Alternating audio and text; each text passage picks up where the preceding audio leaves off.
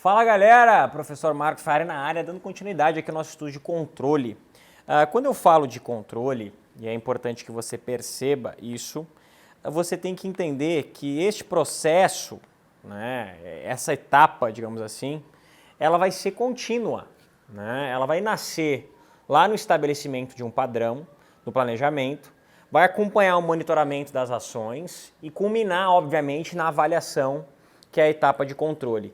Um grande erro dos concurseiros, um grande erro no estudo da administração é a gente compreender controle única e exclusivamente como a etapa final do processo administrativo.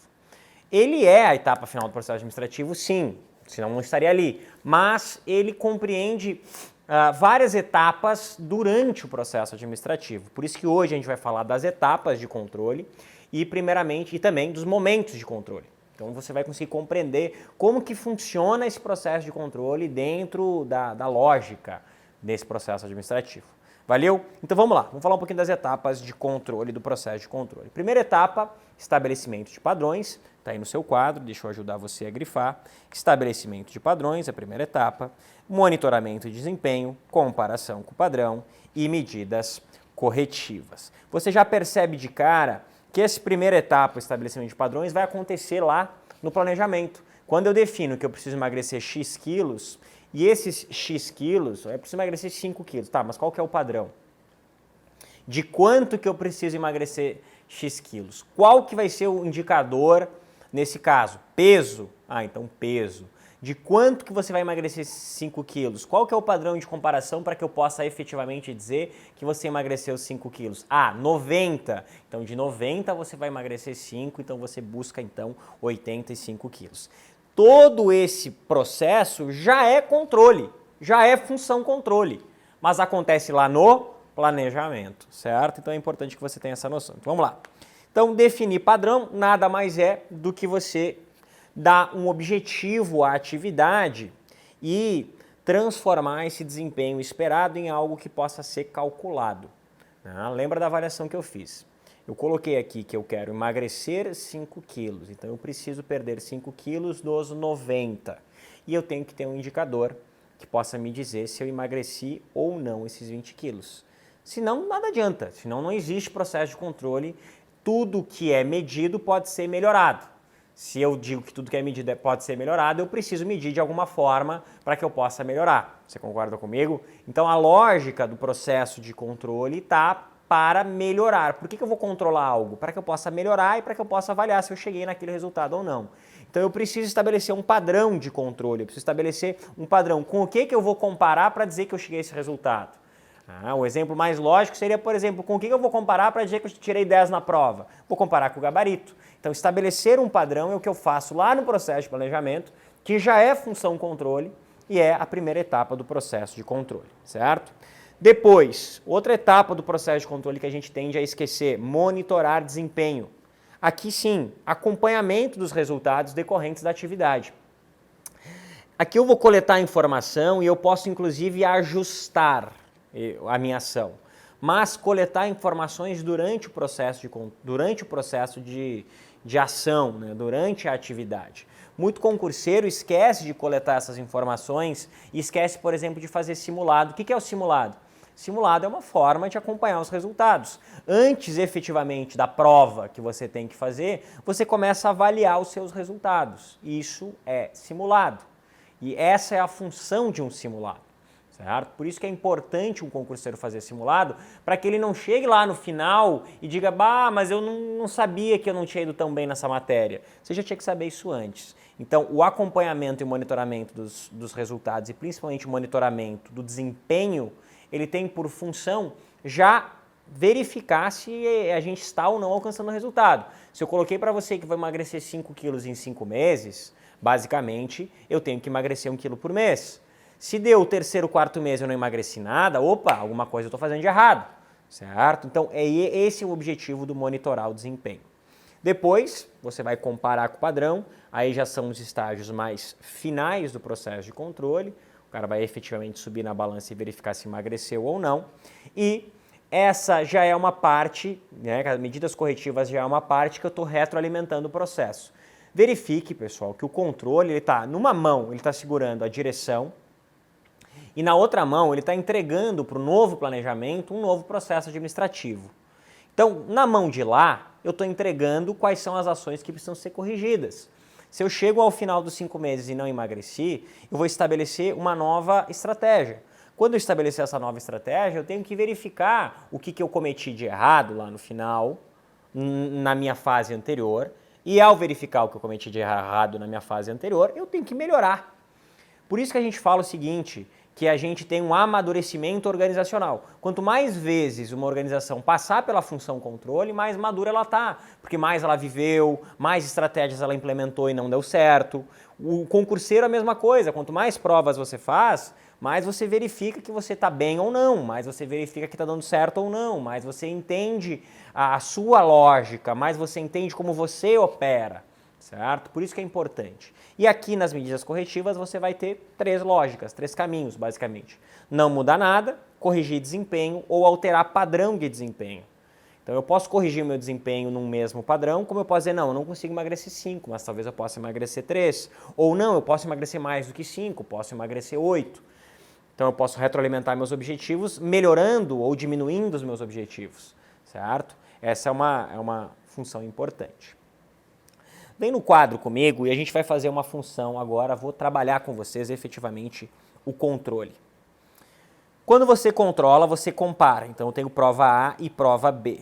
Eu comparo com um padrão. O que o gabarito é? O gabarito é um padrão de comparação. O gabarito é a minha prova nota 10. Eu vou comparar a minha prova nota 10 com as minhas provas A e B para saber quanto eu tirei. O que é nota, pessoal? Nota é indicador, certo? Comparo e percebo que eu tirei 8 na prova A e 7 na prova B. Para que eu possa comparar, eu preciso do indicador. O indicador é, como eu disse para vocês, é o indicador nota. Além de indicador, eu preciso de um padrão, um gabarito. Esse gabarito tem que me entregar esse indicador. Por isso que o gabarito é a prova nota 10, porque nota é o meu indicador. Se eu tenho indicador e tenho o padrão, perfeito, eu tenho o controle em si. Eu posso, pessoal, comparar o gabarito da prova de física com a prova de português e a prova de matemática? Não. Eu preciso de um padrão ajustado ao que eu vou comparar. Eu posso medir desempenho de prova na balança? Não posso. Então, todos esses elementos precisam estar agrupados. É gabarito da prova de matemática com prova de matemática A e prova de matemática B, me dando o indicador nota. Certo? Maravilha. Momentos de controle. Quais são os momentos de controle? O primeiro momento a gente vai chamar de controle preventivo, o segundo momento de controle simultâneo e o terceiro momento de controle posterior. Posso ter os 3, posso ter 2, posso ter 1. Importante você perceber que o controle preventivo é um controle proativo, o controle simultâneo e o posterior já são controles reativos. O controle preventivo é aquele que tem por intenção prevenir, evitar e identificar possíveis problemas antes que eles aconteçam. Um exemplo de controle preventivo é quando uma determinada organização avalia o seu fornecedor de matéria-prima. Ao avaliar o meu fornecedor de matéria-prima, eu consigo identificar se aquela matéria-prima está adequada ou não antes de ela entrar no processo produtivo, certo? Controle simultâneo é aquele que acontece durante a execução das tarefas. Uma estratégia de controle simultâneo, a gente vê lá na gestão de processos, na gestão da qualidade, é o que a gente vai chamar de controle estatístico da produção. Eu vou verificar quais são as margens de erro da minha produção. Então isso já é um controle simultâneo. É uma avaliação, é um monitoramento da produção. Isso é um controle simultâneo. E por último, o controle de resultado. Qual que é o controle de resultado mais famoso? É a inspeção. No final do processo produtivo, eu vou lá e vou avaliar o resultado dado. O que acontece é que o controle é 100% reativo, esse controle de resultado, porque se você verificar um erro, pouco você pode fazer. Você pode fazer na próxima etapa, né? Você pode fazer na próxima produção. Nesse, você já não tem mais o que fazer, certo? Maravilha, maravilha. Depois a gente tem 4 conceitos que precisam ser trabalhados em conjunto. 4. O controle censitário por amostragem, controle censitário, lembre sempre do censo 2000, é quando eu vou pegar todos os participantes, né, toda a população, e vou verificar um a um. Ele é, obviamente, o mais fiel, fidedigno, porque eu estou pegando toda a população, mas ele é muito custoso e demorado, dependendo do tamanho da sua população. Quando eu tenho uma população muito grande, eu vou utilizar o que a gente chama de amostra. E aí eu chamo isso de controle por amostragem. Quando eu não preciso testar todos os produtos, eu testo somente alguns, certo? Não faria sentido num processo produtivo de camisinhas, por exemplo, o cara testar todas as camisinhas e vender camisinha estourada. Não faria sentido. Então eu faço um teste por amostragem, eu sei que aquele lote, porque ele tem características comuns. Perceba que a amostra não é simplesmente uma parte da população.